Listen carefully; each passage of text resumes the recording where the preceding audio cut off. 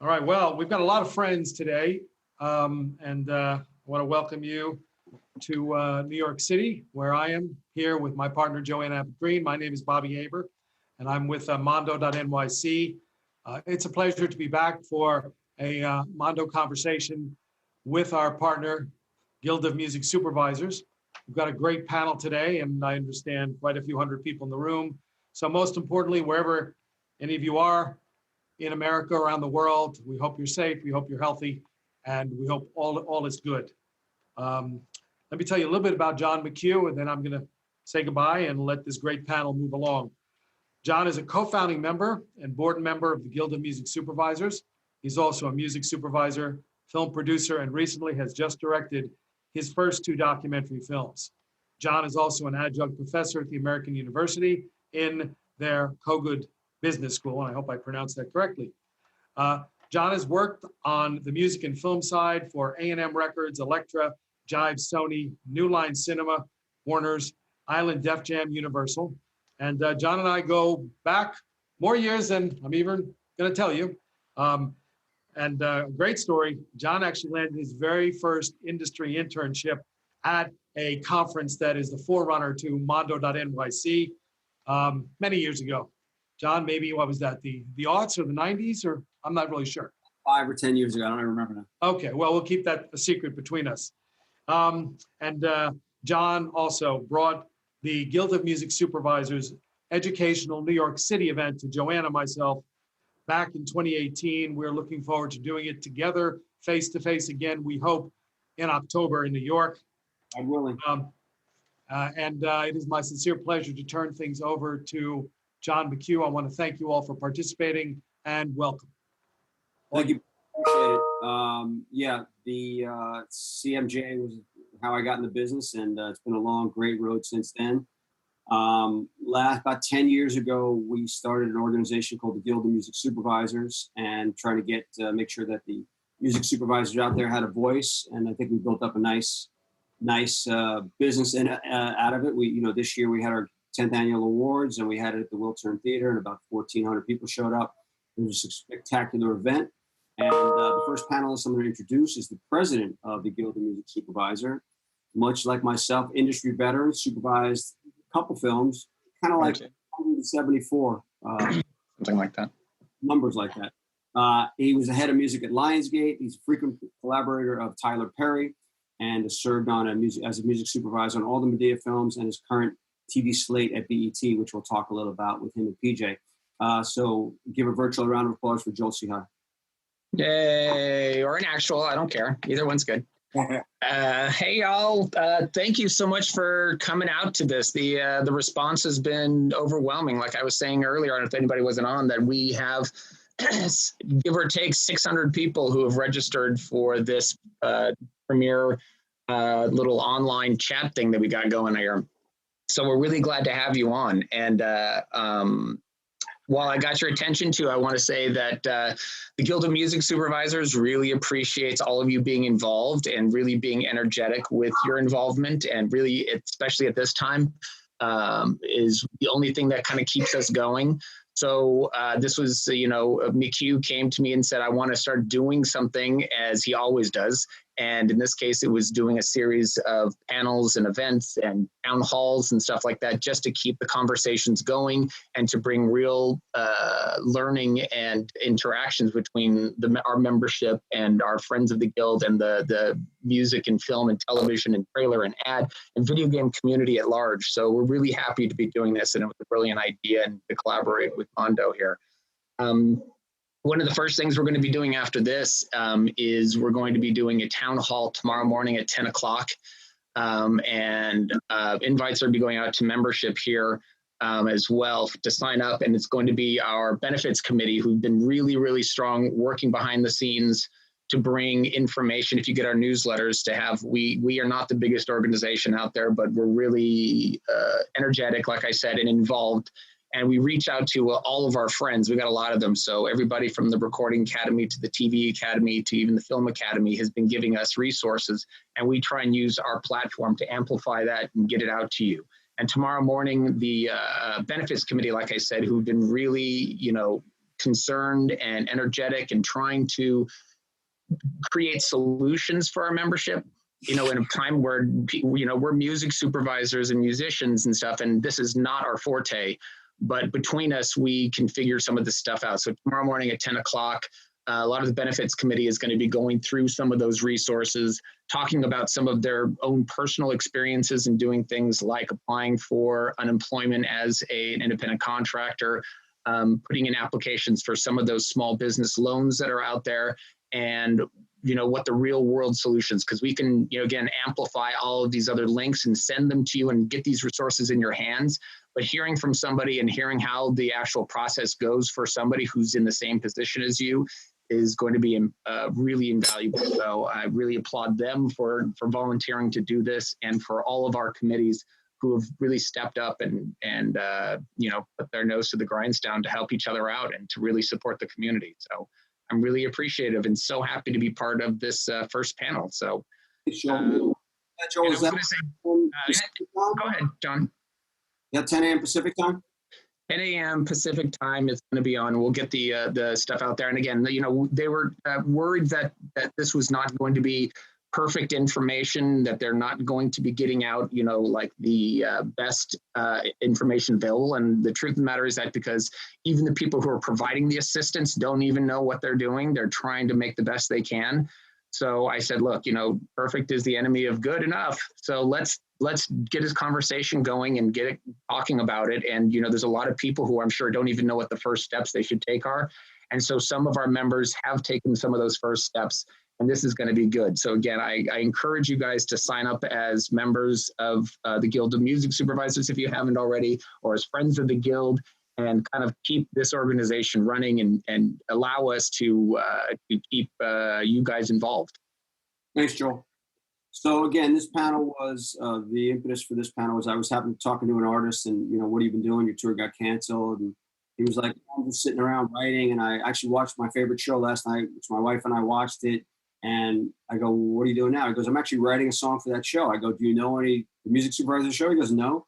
I said, he goes, I'm just doing it. And I said, I love that. That's the creative impetus, that when there's time on your hands and, you know, because it's always tough to be creative, it's a good thing to do. So this is really geared more to the artist and the supervisor and how we all work together. So we're going to try to move quickly because we don't have too much time. So I'm going to introduce the panelists briefly, and then we're going to jump into it. So our next panelist coming to us from Woodstock, New York, Amy Helm, daughter of the band's legendary drummer Levon Helm.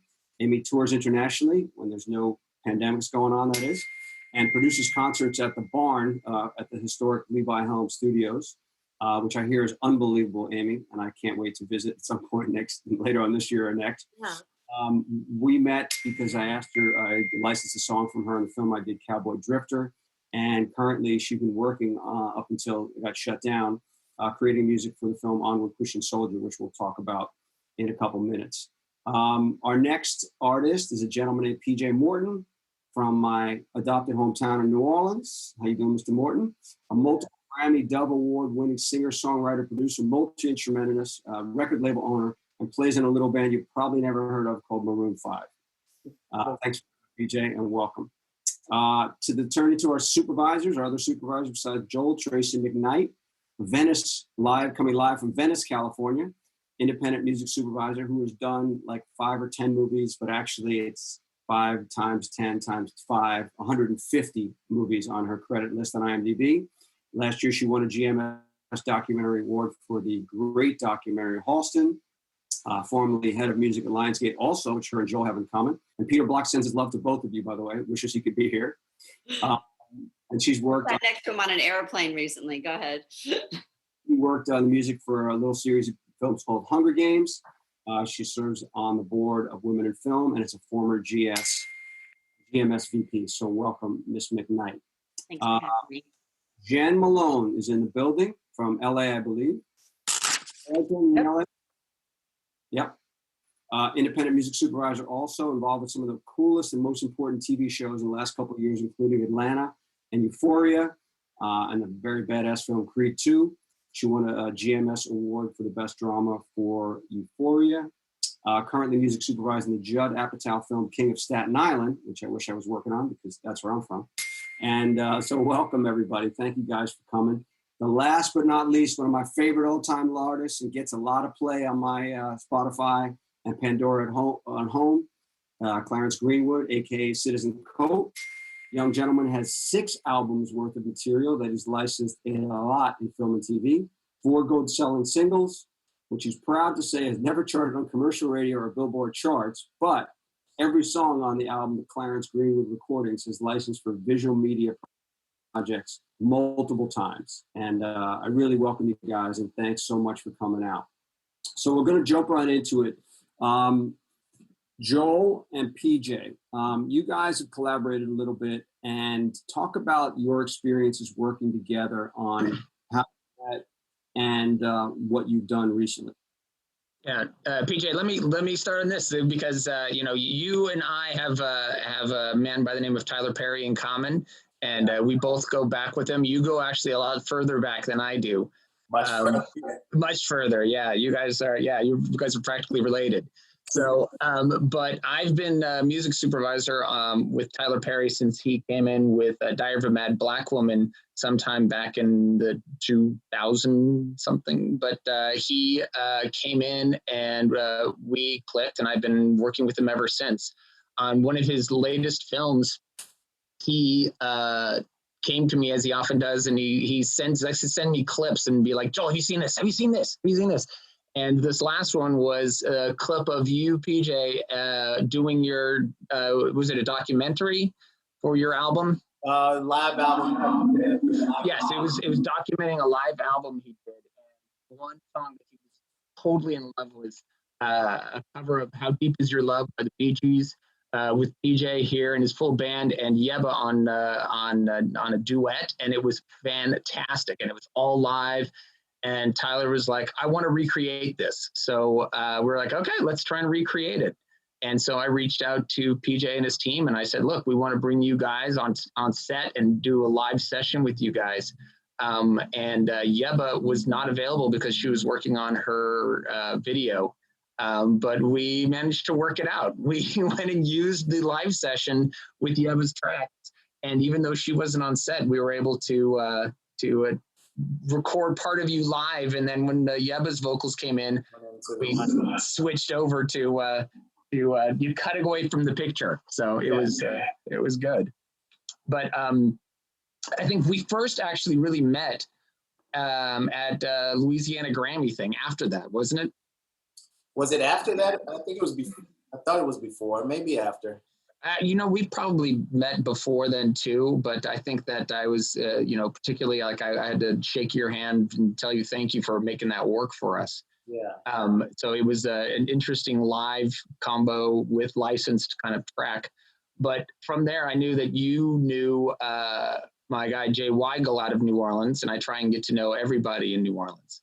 And you guys hadn't you guys been working? He's a composer that I've worked with a bunch, and he was composing on a Tyler Perry series called The Oval on BET, right? And so I knew from listening to you guys talk that you guys were friendly. And so Jay was reaching out to me about, you know, he wanted to do the main title for this as well. And he had delivered something huge and presidential and orchestral, and they didn't like it. And so I asked him, I was like, "Well, you know, we got to do this a song." And I said, "How, don't you and PJ know each other? Maybe we can get you guys together." And so what happened from there?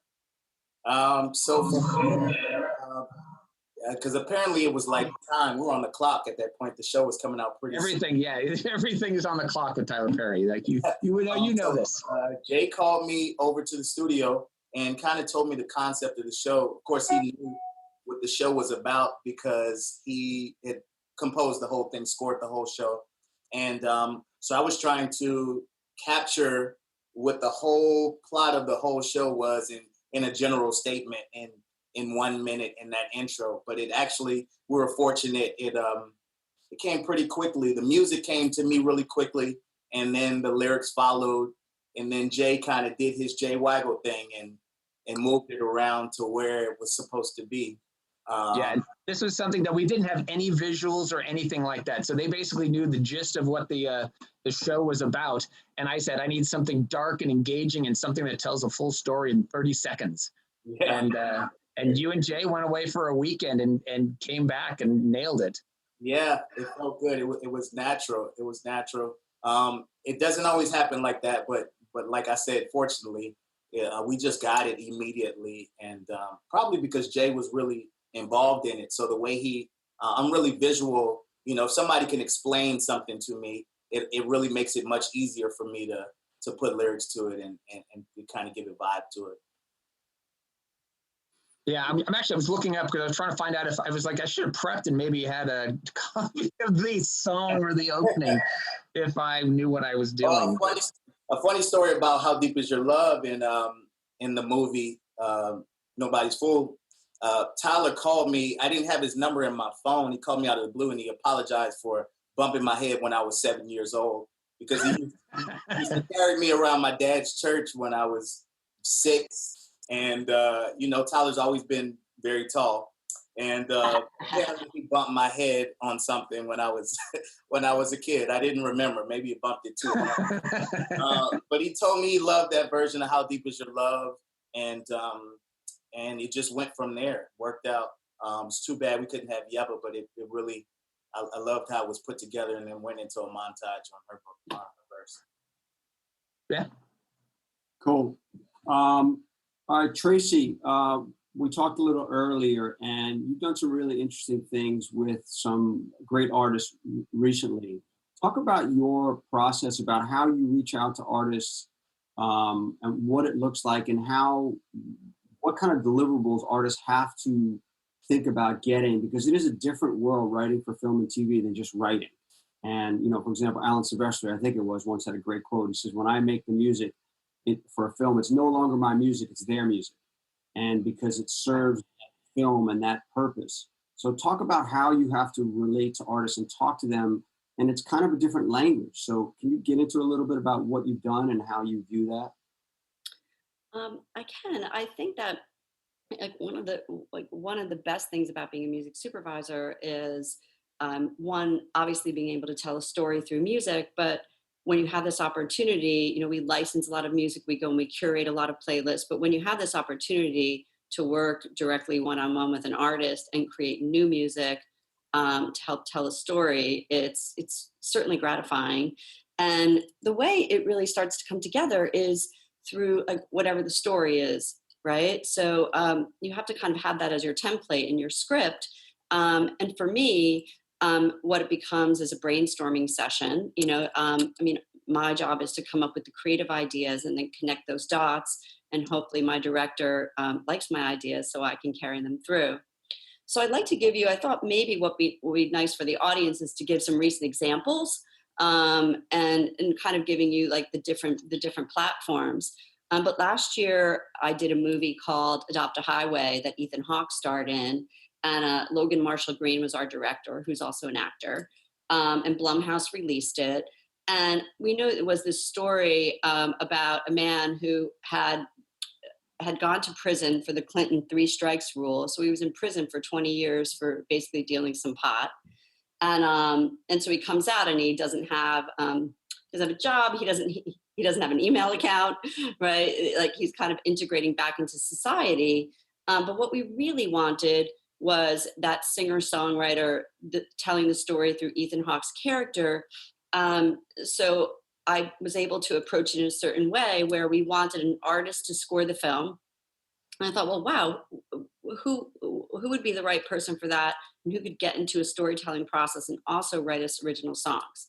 So I reached out to Jason Isbell. So the way I approach that is, I come up with my short list of ideas and I bring them to the director and the producers. And then we were able to reach out. So here's Jason, who hasn't really scored a film before. So it was a really interesting process, but he responded to the material. And then we set up a way to have him speak to the director and start to run ideas by us. And that's really how the process works. You come up with ideas and they come from everywhere. And and then you get to execute them. And I think the style is helping an artist. I think it's a real beautiful challenge for them when they're given the assignment, as opposed to going in and having a clean canvas, right? So I think probably Amy and PJ are going to talk a little bit more about that, but we give the criteria. But at the end of the movie, we needed a song that was going to sum up this man's journey, about all the life that he missed when he was in prison, and the people who disconnected from him and how to reconnect to the world, which is really what it was, a universal song. So we had the beautiful experience of working with Jason Isbell, who's the nicest guy, and he wrote 2 lovely, lovely songs for us. So that's one experience. And then I have a movie coming out on May 1st on Netflix called The Half of It, which is it's sort of like a modern day Cyrano de Bergerac kind of a different kind of love story of what you think is going to happen. There's a twist to it, and kind of a young, it happens with kids in high school. And so I went to a music supervisor gathering a few years back called The Gathering, which is the Whiskey Trail in Louisiana. I don't know if Joel, if you've had the pleasure of being on that. Oh, yeah. Yeah, right. We're talking about Louisville, right? Yeah, I'm going to Louisville. And even though I'm not a big bourbon drinker, it was a really fun experience. But this is where, as a music supervisor, we get to experience a lot of independent artists that are getting to connect with us, which is one of the perks of our job, where we get to discover new music. So when I was there, I saw this act called the Ruin Brothers. And they are, it's kind of like this indie rock festival, but they got up and they kind of did this retro Johnny Cash kind of sound. And I was like, who are they? They're awesome. And we have, afterwards, all the artists get to meet the music supervisors. And I just had a really special connection with them. And I'm like, I can do something with them. So when The Half of It came up, they live in Brooklyn. They're from the UK. They have a really fun story. And we needed to have this retro sound, but that was still kind of fit this more youthful model of where the movie is being marketed to. And we brought them in, and they wrote 4 original songs. And now the movie's coming out, and they're going to have the featured soundtrack songs, and probably one of them is going to premiere on a social media platform. And so the answer really is, like, we have to sit there with them and then guide them through all the scenes, give them all the talking points, but let artists go and be artists, like go into their laboratory and through their own eyes and their own talent. My job is to help see them, give them all the tools that they need to put their best foot forward for the director. So how important is that communication between, I sometimes tell people ask what I do, well, music supervisor, you're kind of a translator and a conduit between the producer, director, and the music people. So what is that communication like to make sure that you give them every direction possible, or make sure that, because sometimes directors and producers don't really speak the language of music, so we act as those translators. So your job is to really make sure that communication is optimum. How do you basically make that happen? So what I normally do, and I don't know how, I don't know, somebody's Apple Music just came up on my screen. There we go. Thank you. So hello. So here's what we do. Like I usually give all the tools possibly, which is I give all the talking points from a director. I give people, sometimes I give them the movie to watch. With the Ruin Brothers, they got to watch the movie. They got to watch The Half of It. Then we give them the individual scenes. We give the screenplay sometimes when we can't give the film out. And we start to move the process that way. So when people are working to a picture, they need to be connected to the full story, right? So there are times where, in this movie, there are on cameras that we didn't have the movie, it wasn't shot yet. So we needed to make sure that songs were written so that they could play in the talent show and the different things that they're doing. That where we basically farm that out to certain songwriters and look for the best song, because then it would be re-recorded by our cast. But for here, we give the movie, we give the scenes, and we allow people to work to picture. So that's what happened with these particular artists. And that really worked out well, because then they can see what's going on and they can create. And yet we could still do soundtrack versions. So there's versions that go into the film that work to help tell the story with instrumental bits, so we're not stepping on dialogue or different things that we need. But then when you hear the songs at the end and when you hear them up in our Spotify playlist soon, you will hear the full versions. Cool.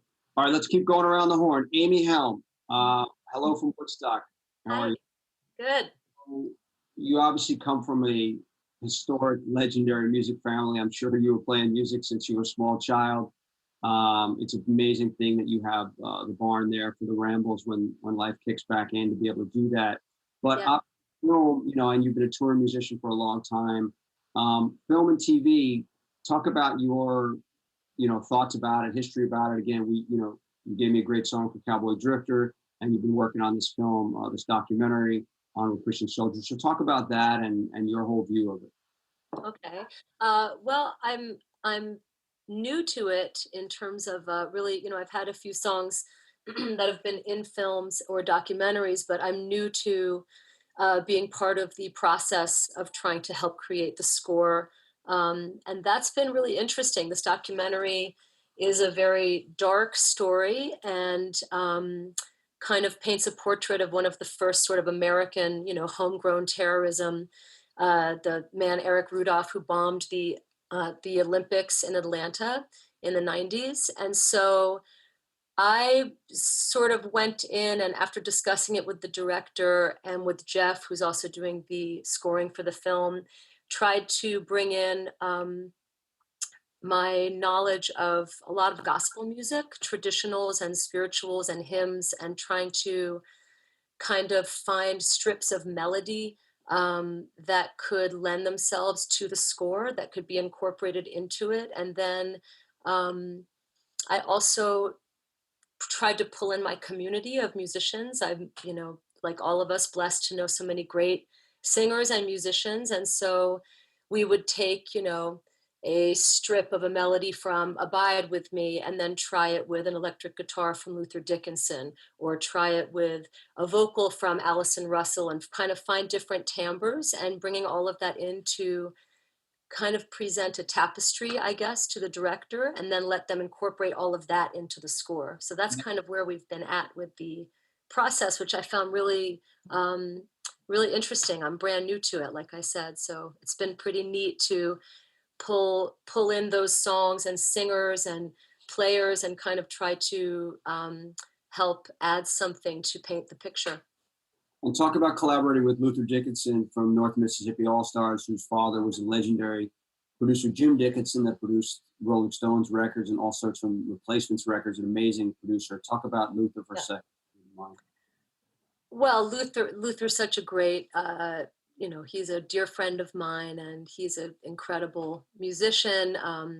And he's also from the South, as was this guy, Eric, from this documentary. And so he was able to really help me pull in, expand those ideas of mining that songbook of traditional Southern hymns and blues songs and all kinds of those melodic places that are so specific to the South. So that was really great too. He kind of came in and helped me round some of that out and bring forward some other ideas for singers and players. Great. And why I love the musical aspiration, collaborations with other musicians, putting people together. That's what film and TV. You could say, hey, how about you take this rock band and put it with this rapper and put these pieces together. So it's not, you can do that in that film and be able to do that.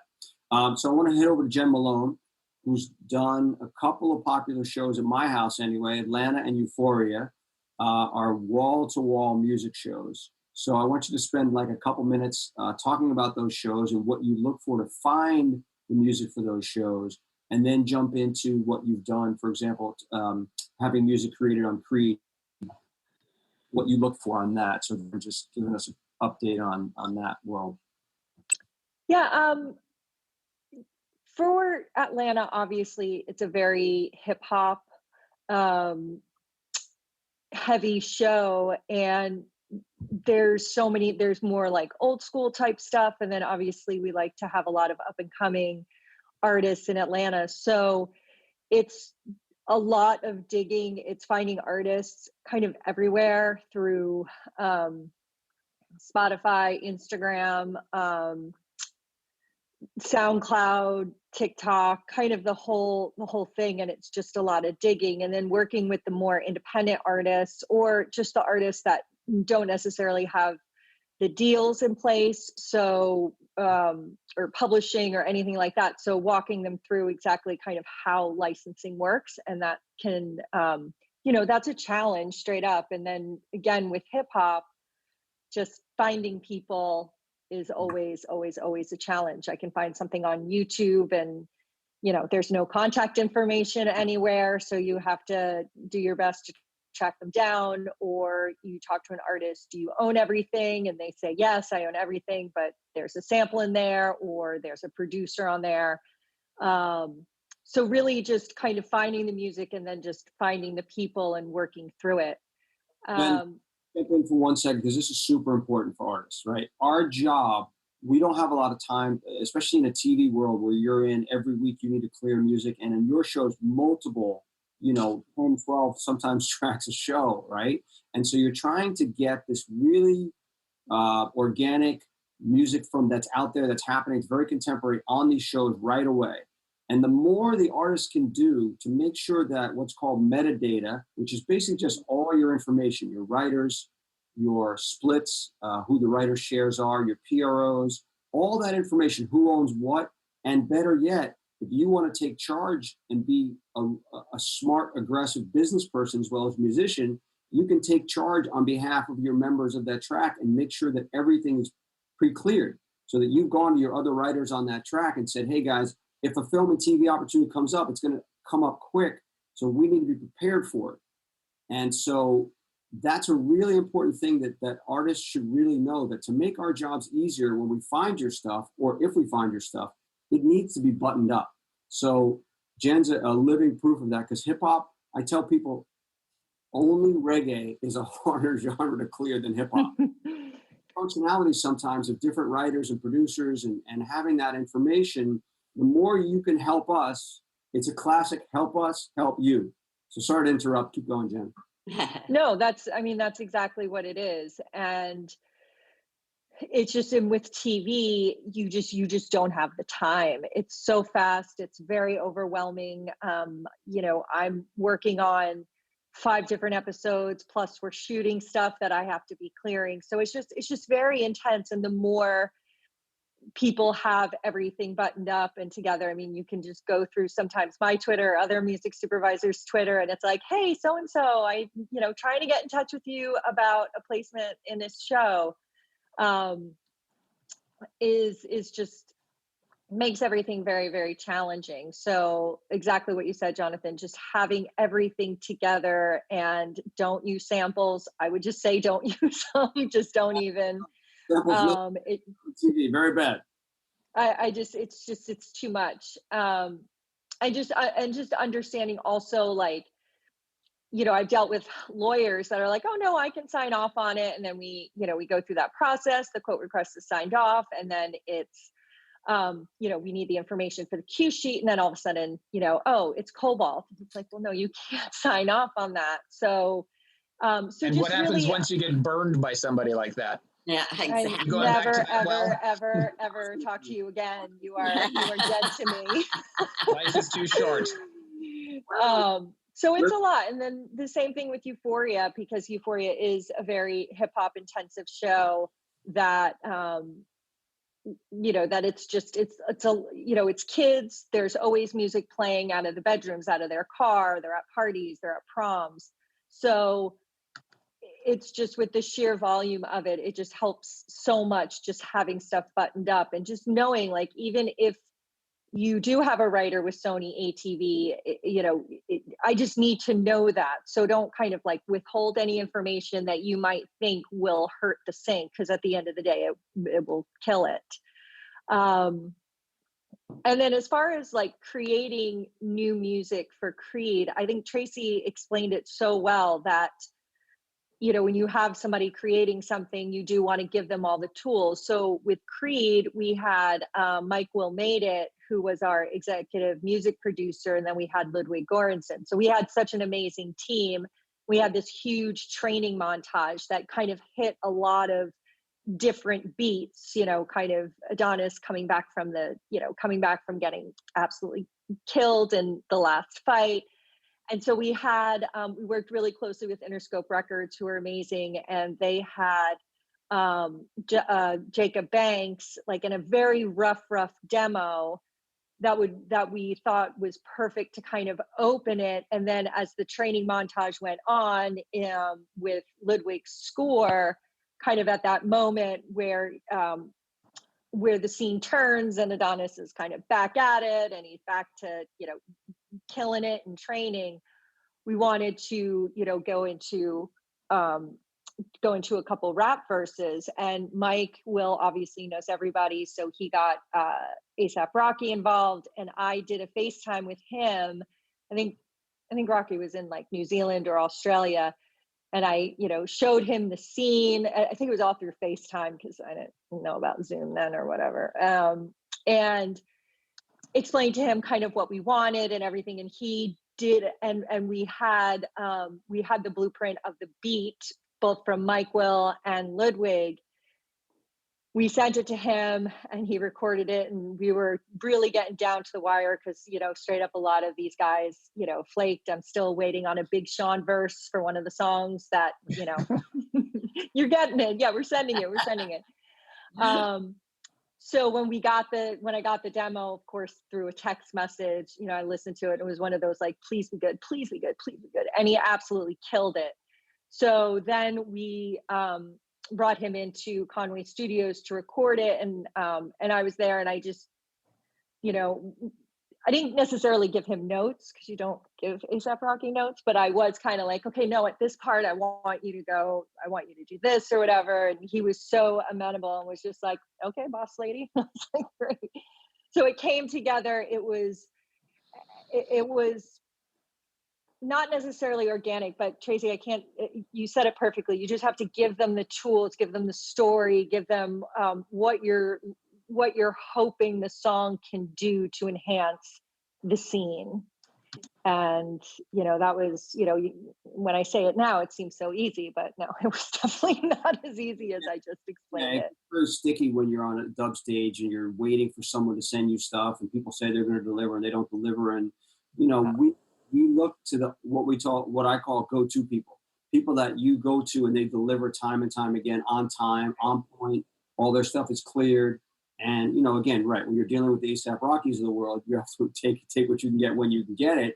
But still, the more buttoned up an artist is, the better it is for everybody. Question from the field out there about Labyrinth. How did Labyrinth get involved on Euphoria? Talk about that for a second. So Labyrinth met Sam Levinson and I think at a party in Hollywood, and Sam has just such a specific vision for the show, and it was just something that that just kind of happened. And Labyrinth and I worked kind of very separately because we both had our own lanes of issues and problems that we would have to solve on a daily basis. So but what we did with the score was just kind of it worked so well because it was able to sometimes sound like score, sometimes more sound like a song, and it just I think that he was just perfect for it. But that was through a relationship with Sam and Lab themselves. That's how he came involved in the project. Sophia, thanks for that question. So Citizen Cove, Clarence Greenwood, now that my tennis court and your basketball court are shut down in Santa Monica, how are you keeping yourself busy on the creative thing? I know you did a live show the other day online. How was that process for you? How did it feel? And how are you staying creative?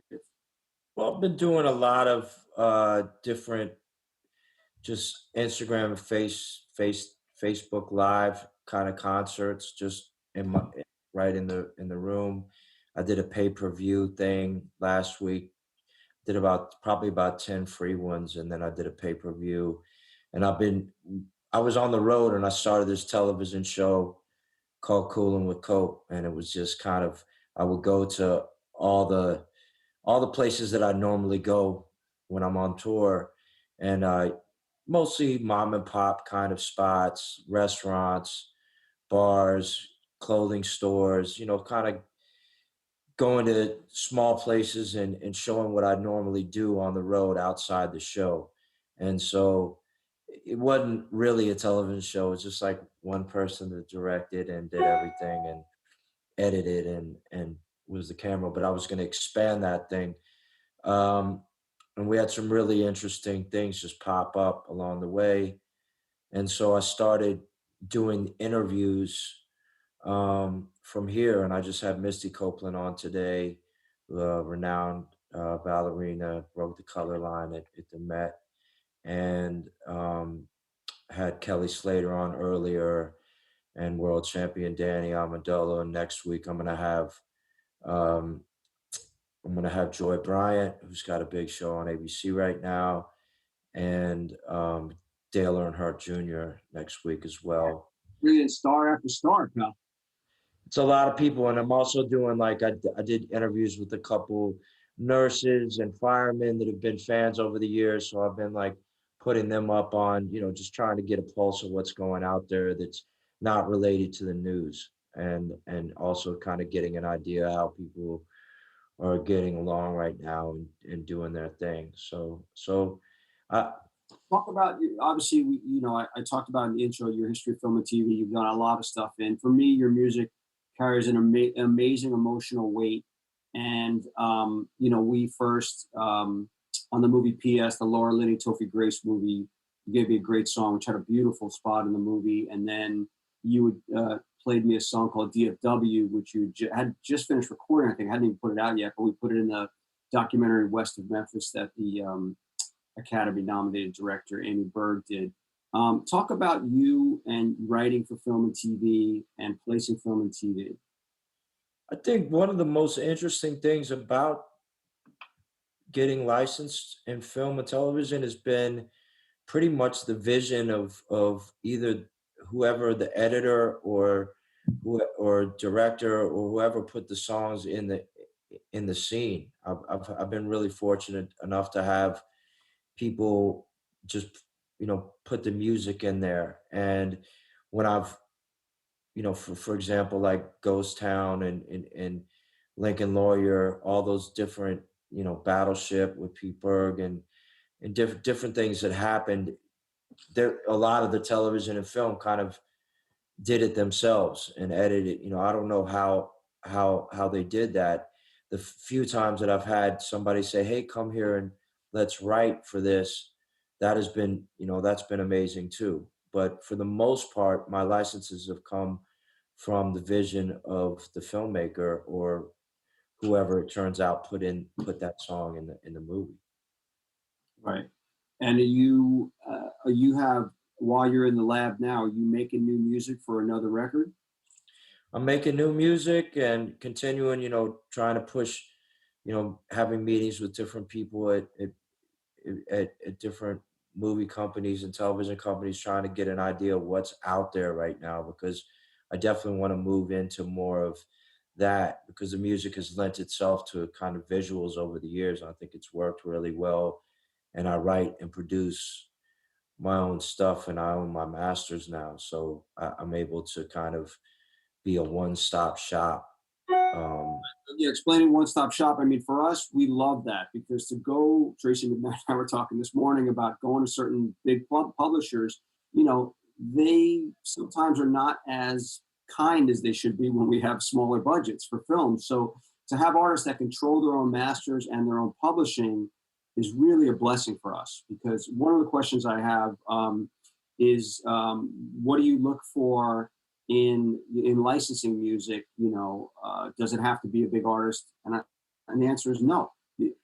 Our music is absolutely sound and colorblind, in the sense that we don't care what it is, where it comes from, as long as it's good and it works for the picture, or the video game, or whatever the medium is. So I think that's really important. Joel, do you ever thought about finding music out there, what you look for?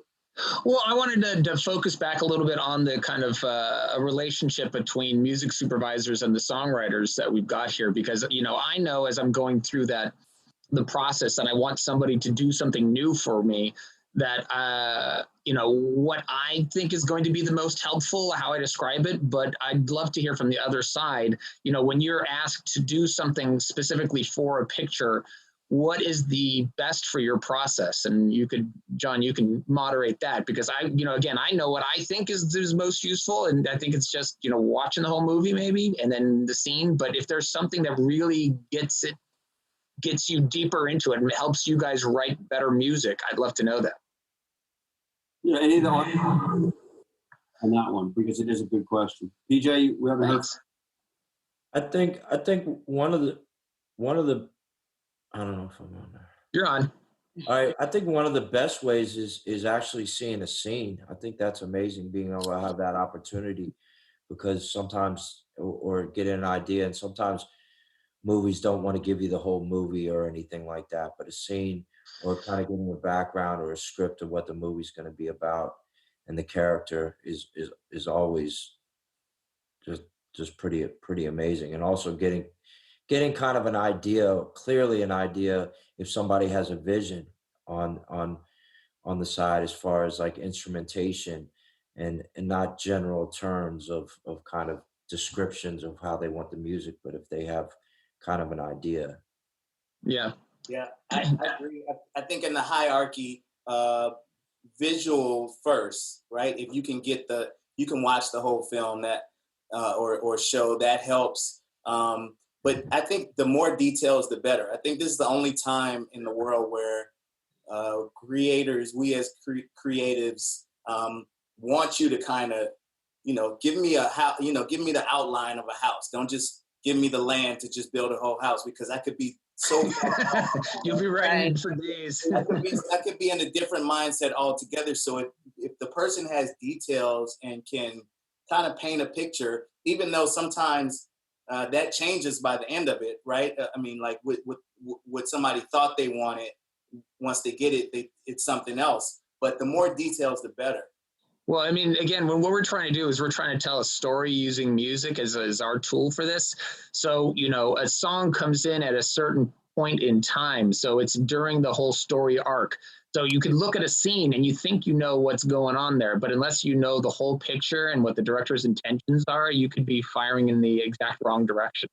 Right. Something that might be interesting to add to this conversation is, when we were doing, we did a handful of recording days for this documentary, where different players and singers came in, and because of some tech difficulty, we had Cindy Cashdollar, and we had an incredible guitar player from North Carolina, and we had Luther there, and a whole bunch of people. And the first day they hadn't seen any of the film, and then they got the monitor set up, etc. And the next day they watched the movie, and then we did another session, and the performances they just lived, and they just weren't comparable. I mean, it was just incredible. The difference in how everybody was playing, and the choices they were making, and the mood that was being created it was kind of fascinating to sit and listen and hear that difference. Good. So I want to just reintroduce the panelists real quick. We just heard from PJ Morton. Raise your hand. He's in New Orleans. He and Joel had worked on a project together for Tyler Perry. You just heard from Amy Helm, who's from Woodstock, New York. Joel High, president of the Music Supervisor Guild, just waved at you. Tracy McKnight waved at us. She's coming live from Venice, California. Citizen Cope, all the way from Venice, California, I believe. Malone, somewhere in the heart of LA. She did a couple of shows like Euphoria in Atlanta with no music in them. And that is, I think, my crew. So we got about 10, 15 minutes left. We'll take a couple questions from the world out there. Carlene from Santiago from NYU wanted to know about clearing music. We talked a little bit about how it's really important for us to have metadata. So clearing music, Jen, Joel, Tracy, when you want to jump on it, what is the process of how you do it, and what does it take? Well, I'll go. Well, first of all, I mean, the process of clearing music. Look, at the end of the day, each of us get a budget, right? And so the way I look at it is that you have a puzzle that you have to put together. So most of us, when we're going out to clear a song, we know that what kind of budget ranges we have. But short version is we have to reach out to whoever the copyright owners are, whoever wrote the song and whoever recorded the song. So the writer and the artist, and we have to give all the details of one, where are we using the song? How are we using the song? How long are we using your song for? What's the scene description? We tell people how we're using it. Why do we do that? Well, just in case, maybe it's over a sex scene or somebody saying something vulgar. Like I did Bad Santa too. So as you can imagine, some people didn't want their Christmas song with the sassy dialogue. So we have to make sure that we're telling people, which I thought was very funny, but you have to tell people how you're using their music. It's very important and to be specific. And then we reach out and then we try and negotiate, and we all have to make a puzzle work. At the end of the day, we have one bank and we have to make all the bank work. And that's really, really how it goes. And then of course we call people, we do whatever we need to do with our relationships, and we try and maneuver as best we can. Cool. I think I just want to jump in with Tracy, like as far as fees are concerned, it's not, I think most music supervisors want to give, especially the independents, kind of as much as we can. Mm-hmm. And sometimes we just, it's not like, oh, we're not, a lot of times we're not lowballing you because, it's not like we get to pocket any money that we save. It's true. So, and sometimes what I get to do is if, I have more money at the end, like Tracy said, once we put all the pieces of the puzzle and I have, whether it's an extra $1,000 or whatever, I'm going to spend that money. And, especially if it's an independent artist, like, and especially now I'm kind of like, I don't, anytime I have extra money, like I am going to spend it. And then also, yeah, Tracy, with Bad Santa, I mean, for Euphoria, we got a couple denials because of the content for sure. We just have to be very specific and honest and upfront about Was how that before the first season came out and it became such a hit? Well, yeah, because we would have to, Rue is overdosing on drugs, and there's just a lot of really, we just Right. had to be, and now everybody kind of knows. I was going to say, I'm sure that after it came out and people realized how amazing it was, some of those denials evaporated. It was a lot of more like catalog pieces. Like I know Seals and Croft were like, no thanks on one of the scenes that we ended up using the air supply. So it's just, and I respect that. If somebody does not, it's your art. And, if that's something that you're not feeling, or an artist somebody's not comfortable with, like, right. I can't deny that. But, when it comes to, somebody that may own like 15% of the song and they think that they should be getting X amount of money, and it's kind of like, you can't, please don't kill this for everybody else over, I mean, that's happened. And, it's just, like I said, like we have what we have, and we're not, we want to support the musicians as much as possible, but we just, Hey, Jen, you brought up something. I want to say something real quick on the flip side of that. There's also the point of, we all work on small, cool films as well. Not everyone has blockbuster budgets. And so sometimes the pushback is, which John and I were talking about this morning, but if we only go out at our process with money in mind, but I always try and keep it into what's the art about. So I always tell my directors that they should dream with whatever they want to dream. If it's a $10 million movie, does that mean we won't go after a big copyright or try our best to negotiate that? Right. And sometimes those, so I always have a lot of respect for the copyright representatives who bring all requests to artists, so they can decide where their art should go, regardless. That's exactly what it is. It's, when you're doing a license like this, it's two artists communicating. It's basically, a filmmaker saying, I want you to help me tell my story.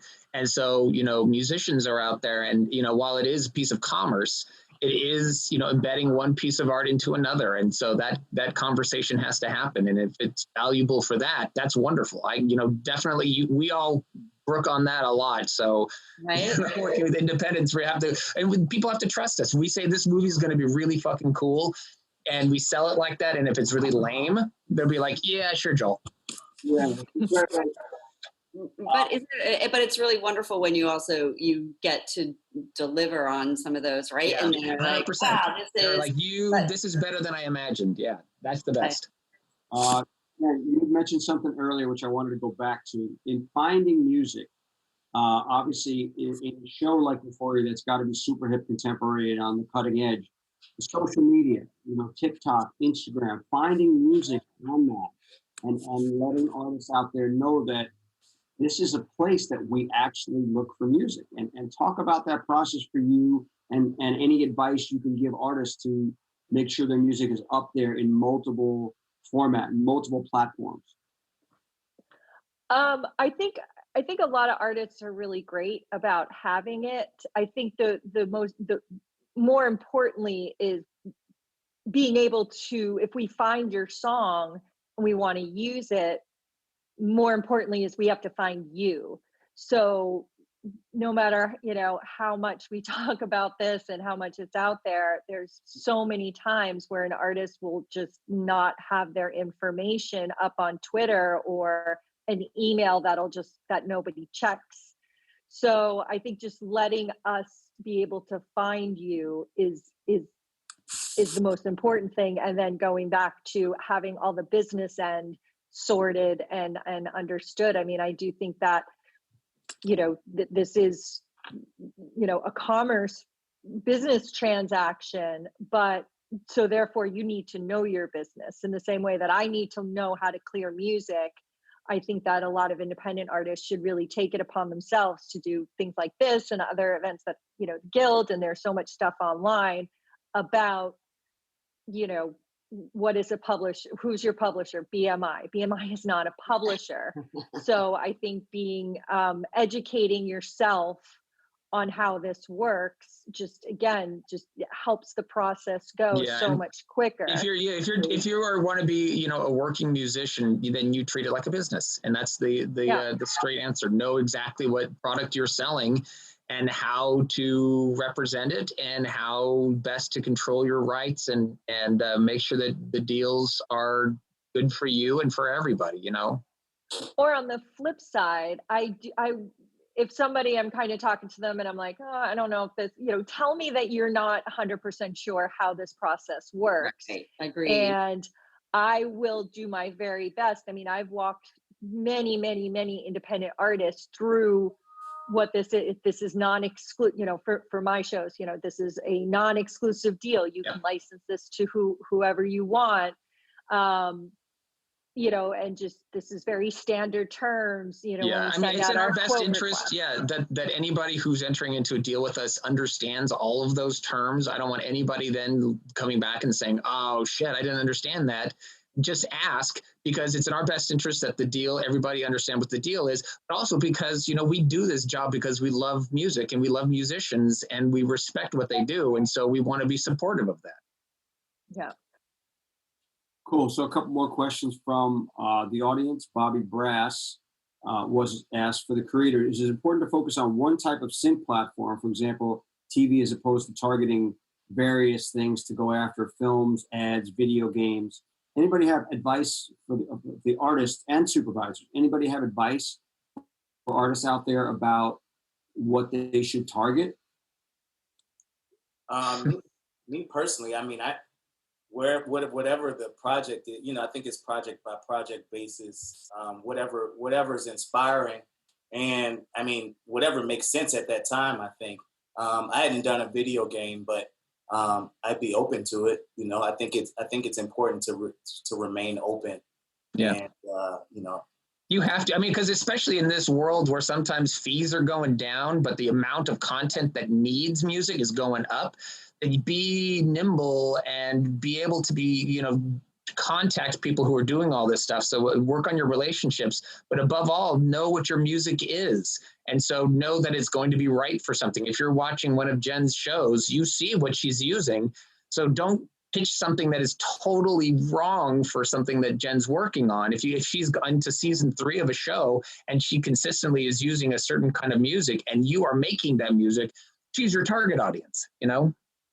And doing the research on who does the, you know, doing the research on, you know, who's doing what shows and what kind of, where your music would fit into. I think research, you know, in the same way that we research you guys, Right. you guys researching us, you know, we don't use a lot of singer songwriter type stuff in Atlanta. So, you know, we may, who knows what Donald is writing, but for the most part, you know, knowing that show, that's not something that, you know, that I'm going to be using or needing on a, you know, for regular basis. Also, it's easy to find. So I'm always like you, most of us, our credits, our projects, unless they're brand new, you know, you can access certain information. So it is frustrating sometimes when people haven't done a little bit of research in order to see what's going on. So I would highly recommend doing that. It really helps a lot and cuts to the chase. Yeah, I think that's the most, if any artists out there take away those valuable tools that make sure your metadata is together, do your research about what these people, obviously if they don't know it, IMDb, the initials, is a great website as a tool to figure out what people are working on. It's pretty good as far as, you know, how up to date it is on when a show is in pre-production, post-production, finished, so that you don't bother people. It's very hard to get in the sense that it's finished. So, you know, don't send me stuff. But yeah, I mean, I always say that, you know, my morning when I first fire up my computer is I go through all of the emails that I've gotten and I just delete. When I see emails that are just cold emails, like, you know, listen to my music, and it shows that they don't even use my name in the email. I'm like, they're just blanket sending this. So I'm going to give them as much attention as they gave me and what I'm working on. The best thing you could do is, like Tracy was saying, is do your research and know who you're pitching to and what they've worked on in the past and what kind of music they like, you know, and, you know, you can do some research and find out what they're currently working on and say, I would love to pitch for this movie that I've seen you working on or this show. And it shows that you put a little bit of effort into it. And those are the ones I'll be like, okay, I'm going to read that email. Right. Someone called me Terry McKingat. Wow. it's me, I think. I get a lot of people pitching me music for Insecure, which I do not do that show. Like, that's awesome. I love that show, and here's a fucking amazing music supervisor, but that's not my show. And that's kind of awkward sometimes when it's like, no, wrong one. That's funny. Yeah, so a couple more questions. Kent Kleiman wanted to know, how do you guys, I'll decipher his question, but talk about the different mediums about what you work for. Like sometimes you do TV, then you might do a video game, then you might do a commercial even. Talk about how the process works and how you get kind of put into one place and you get one show and then you get another show. Any of the supervisors talk about, you know, jumping and staying nimble in different mediums. I've been very, very lucky in, I mean, I worked in reality TV for years and that taught me so much. It's not the sexiest music supervisor gig, but there's so much music in reality shows. And then, you know, for me, it's just been relationships with producers that I've worked with a couple of years ago that have a new project, or, you know, the post producer on Baskets is a friend of mine, brought in just to do one song, clear one song, and then it was clear another song, and then please be our music supervisor. And then she brought me into Atlanta and Euphoria. So I think for me personally, it's just been a lot of just, hustling. I hustle. I'm always looking at deadline and seeing, who I want to work with, and kind of my dream list of directors and, composers and just interesting shows that I want to be a part of. And, whether it's me cold calling or seeing, again, me doing the research, like, okay, go on to Facebook. Who are they friends with? I mean, that's, I got this one show and saw that the person I was interviewing with was a friend of a friend. And, I think for me, I hustle and have hustled for, since day one, and I still do it to get gigs. Just as much as cold calling, like, hey, I have this song that I want you to check out. It's, hey, I'm a music supervisor. I'd love to, meet with you about your new project. So even you doing these big movies and big TV shows and has a big agent, you're still actually actively talking to people about finding gigs, right? Yep. As am I. We're all out there hustling. It's a hustle for all of us. If that's any consolation to the music, to the artists out there, we're hustling just as much as you guys are. And the other thing about that is it's not, one of the reasons we started the Guild was we were one of the only above the line organizations that didn't have an organization. So the idea of fighting for better rights and better credits, we still, for those who don't know, sometimes we still have to go to another guild to ask to make sure that sometimes we could get a main title credit in the film, which is kind of unbelievable, but it happens. And so, everybody thinks all these artists out there do really well and that all these supervisors do really well. It's not necessarily the case, but one thing we do have in common is that we all love what we do. And I think that's really, what the blessing is, to be able to work in this business and do things like that we do, whether it's artist or music supervisor. It's really a spectacular world. So we're running. I have one quick thing, if I may, but also for all of the artists that are listening out there. But most of us here have been, the supervisors have been doing it for quite some time. But there's never been a better time. There's more visual media being created than ever before, which means that we need more music than ever before. And it is such a great way to discover new music. And so it feels like there's more opportunities with streaming platforms, movies, television, Quibi, ads. So, so even though all the distribution systems have seemed a little bit different, keep up your own hustle as well, because, sometimes we're all looking for that magic moment. And that is the perfect scene with the perfect song that connects to the audience. Yeah, I hope it's you. I still remember a number of great ones that I just go, I'm going to pitch this song. I've always loved this song. And he's not going to like it, or she's not going to like it. And then he goes, I love it. It goes in, and it's like you just get this body rush. Like, you didn't make music, but yet you help that artist connect to that visual, which could do a lot for their career, because you never know. I mean, well, and I'm telling you this is a message that we have in our newsletter, and something that I keep driving home, and it's something that we all did after Katrina too, is that right now is really a hard time for everybody out there, and that we sometimes don't think about it, but using the music from one of these musicians could be a real lifeline, and after Katrina, we made a concerted effort to spend as much money as we could in New Orleans. And now it's everywhere. So if there's anything that we can do as we're licensing, if we can think about it, and this might actually help somebody out there, it's a great thing, because it's in our control in some ways. And everybody should know too that, nobody, or all of my shows are on hiatus right now, which is real weird. So it's an interesting time, I think, for obviously for everybody, but who knows when. Cool. So this question, your most meaningful music placement was, and how did you notice it had an effect out there in the world when you were out there touring or meeting people, or people had things to say about it? Well, the first thing is I was surprised when I first started getting songs licensed is how powerful television was. Uh, Even more so than like a big movie thing. But the television, a lot of the songs, a lot of the move or shows, I didn't know what they were.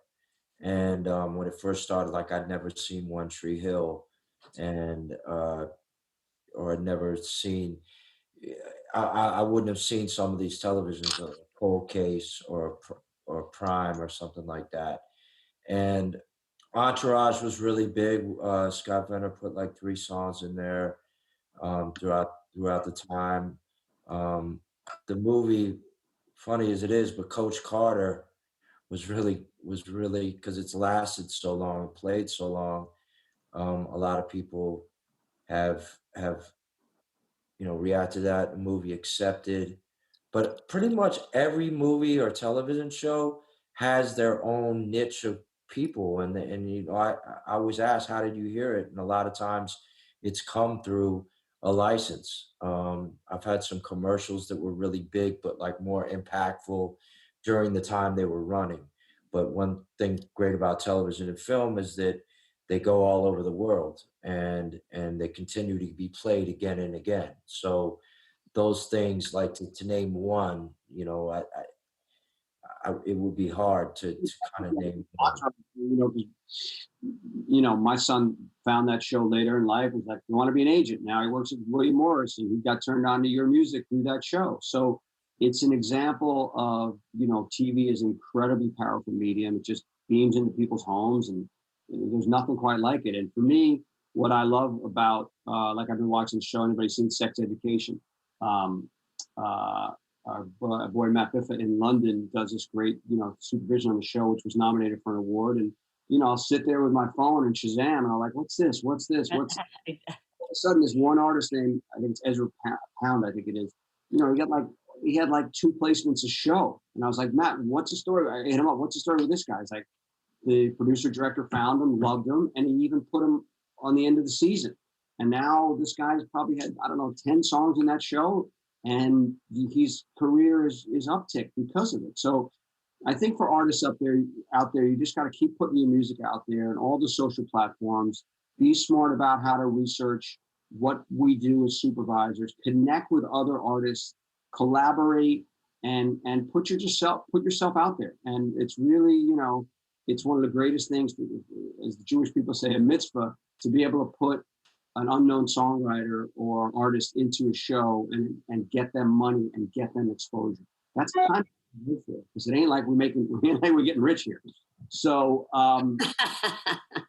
I see our guy John Simpson there from American University. I just want to shout out to him for helping to launch this panel idea. We did it with our students last week at American University, and they loved it. So we're going to do more of them and keep going. Before we shove off, we're going to talk about next week's panel, which we're going to focus on how music supervisors and composers come together. And we have Guild of Music Supervisor Award winner Evian Clean, who does a good chunk of the HBO music supervision. And he's going to partner up and talk with our Marcella Barbos, who's scored amazing stuff like the film Dark Waters, one of my favorite all-time shows, Ray Donovan, The Loudest Voice, which if you haven't binged that, about the late not so great Roger Ailes and The Affair. And then one of my favorite shows, Ozark, just came back on, so I called up Gabe Hilfer, and he brought in the composers Danny Betsy and Sandra Jurians, and we're going to do that panel next week. So I want to thank you all for attending, but before we go, Citizen Cope, you have a guitar next to you. You are one of my favorites. Any chance you want to pick that thing up and work in at the end of the panel? Come on, buddy, I like it. Woo! Give it up to Citizen Cope and listen to this song. That's awesome. Next week. What do you got for us, kid? All right, this is a new one called Scared of Heights. And tell us why you wrote this. Tell us what it's about. It's just kind of about one of those overcoming obstacles, kind of overcoming fear, kind of deals with that. I was in a point, and it was kind of a happy song. It kind of made me feel like it took me out of a slump. Which everybody probably is feeling that right about now as the is kicking in. So Yeah. thank you for sharing this with us. And again, thank you guys all for being here. All right.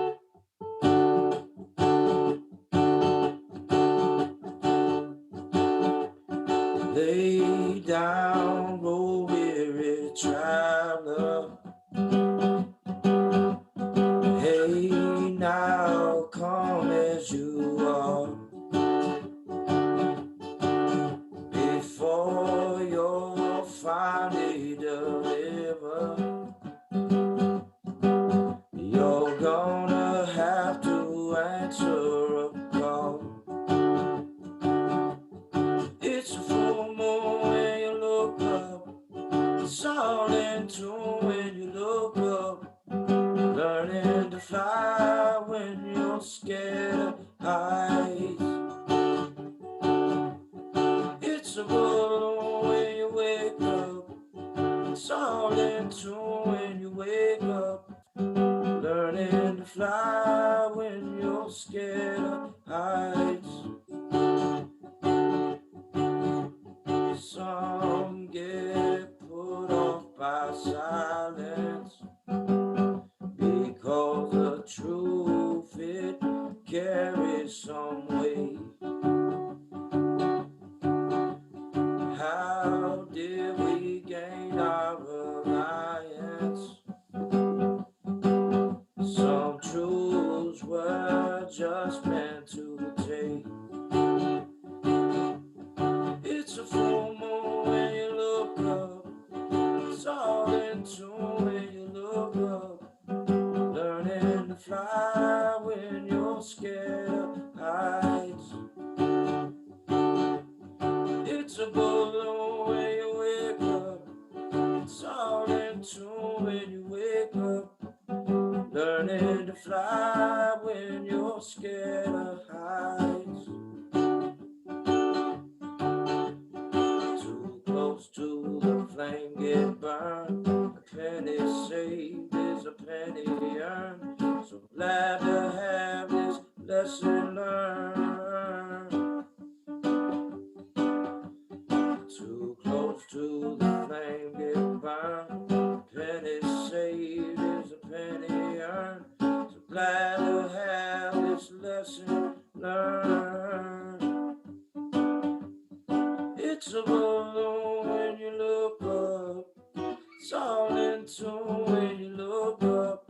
Learning to fly when you're scared of heights. It's a full moon when you wake up. It's all in tune when you wake up. Learning to fly when you're scared of heights. Learning to fly when you're scared of heights. Learning to fly. Learning to fly. Learning to fly. Yeah. Thank you That so was much. awesome.